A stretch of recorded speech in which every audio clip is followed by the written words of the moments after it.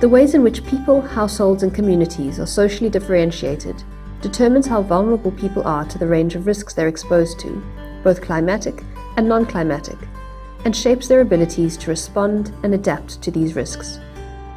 Understanding these social differences is therefore essential to ensure that adaptation efforts are sustainable and successful, and to help local communities address the risks they face without compromising their well-being or exacerbating inequities.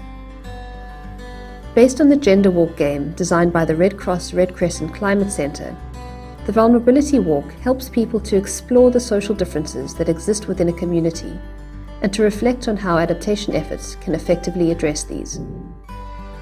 The game needs only one facilitator, is suitable for any group size, and you'll need about 20 minutes to play it. Before the game starts, you'll need to prepare a list of characters. These should be context appropriate and should cover the wide range of social differences that exist in your region. See the ASSAR list at the end of this video to get ideas for appropriate region-specific characters.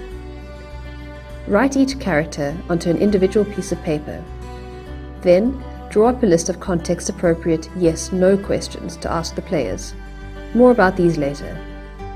Lastly, you can play this game in any kind of open space, indoors or outdoors. This is how the game works. Give each player a piece of paper with the assigned character on it.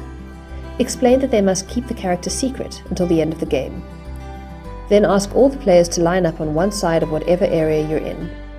Make sure there's plenty space in front of them, as they need to be able to take one step forward for each question you ask. So if you're asking 10 questions, they must be able to take 10 steps forward from the starting line. Next, you ask your questions.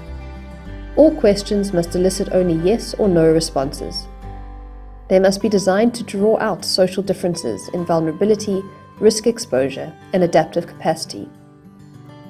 All questions must be relevant to the location you're working in.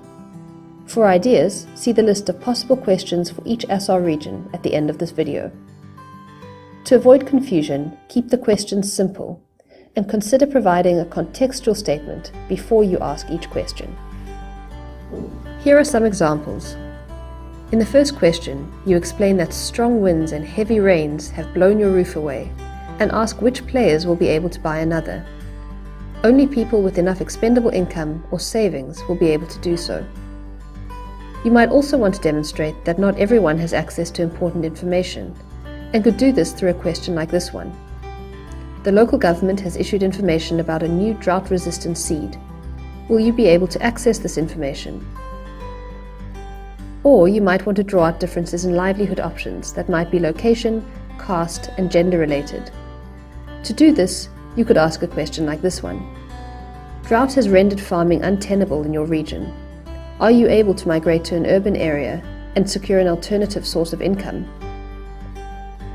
Explain to the group that when you ask your questions, the players must consider whether their characters would answer yes or no to the question. If the answer is yes, they take one step forward. If the answer is no, they remain in place.